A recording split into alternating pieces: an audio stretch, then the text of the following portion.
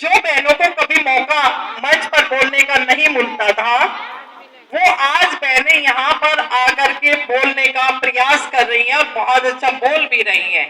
तो ममता चौधरी का इसमें मैं बहुत बहुत आभार व्यक्त करूंगी, धन्यवाद दूंगी कि उन्होंने गांव बिकलपुर में, अजय प्रमुख जी हमारे यहाँ पर बैठे हुए हैं, हमारे गांव में ममता जी ने जो एक महिला पंचायत की है, वाकई में पूरे गांव की तरफ से मैं उनका आभार व्यक्त करती हूँ, धन्यवाद देती हूँ। और मैं अब दौसा से हमारे बीच आई हुई है इन बहन को माइक को।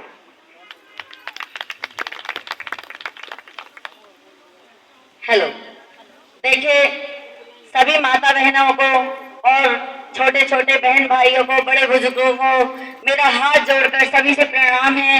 और मैं ममता चौधरी जो कि हमारी बहन समान है, मैं उनका बहुत बहुत धन्यवाद करती हूँ, क्योंकि आज मैं किसान आंदोलन में इस ब्रांच पे पहली बार आके खड़ी हुई हूँ।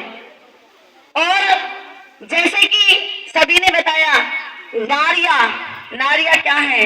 नारियां तो सिर्फ एक चूल्हा और चौके के लिए राखी जाती हैं, क्योंकि उनका कोई महत्व नहीं है।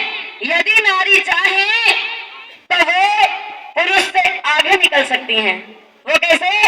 कि देखिए, जब देश आजाद हुआ था तो वो भी एक नारी थी।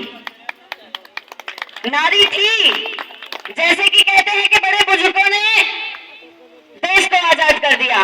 नहीं, यदि झांसी की रानी ना होती और वो लड़ाई ना करती तो ये देश आजाद नहीं होता।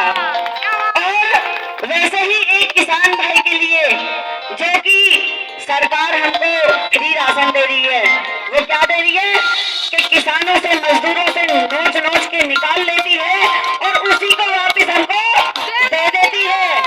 और देखिए, मैं इसी के दौरान एक शब्द किसान भाई के लिए और एक शब्द एक नारी के लिए बोला जाऊंगी कि क्या बताऊं जमाने की हालत, कुछ कहने में आता नहीं है।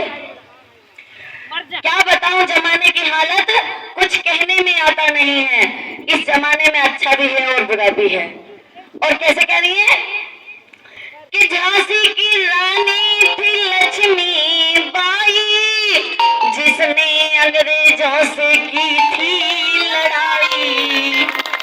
रे अब क्या पकड़ेंगी वो तलवारें, अब क्या पकड़ेंगी वो तलवारें।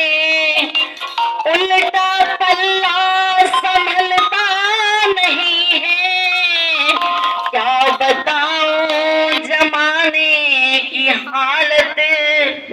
तो हमारे देश की नारी इस तरह की हो गई है कि उन पे अब उल्टा पल्ला संभलता नहीं है। चाहे घर में सास है या ससुर है, वो चाहती हैं कि हम ऐसे ही रहें, लेकिन बाहर निकलना नहीं चाहती। ये भी एक सत्य बात है। वैसे ही एक किसान भाई के लिए कि हर समय अपने खेत कार में खाद बीज में लगा देता है और उसको क्या मिलता है? उसकी मेहनत मजदूरी भी नहीं मिलती। और देखिए, जो वो जमा पूंजी लगाता है, सोचता है कि आज डाल दूंगा तो कल मुझे मिल जाएगा, लेकिन वो भी नहीं मिलता, क्योंकि किसान भाई भी हर तरीका का है। एक मजबूत है तो एक नीचे गिरा हुआ है।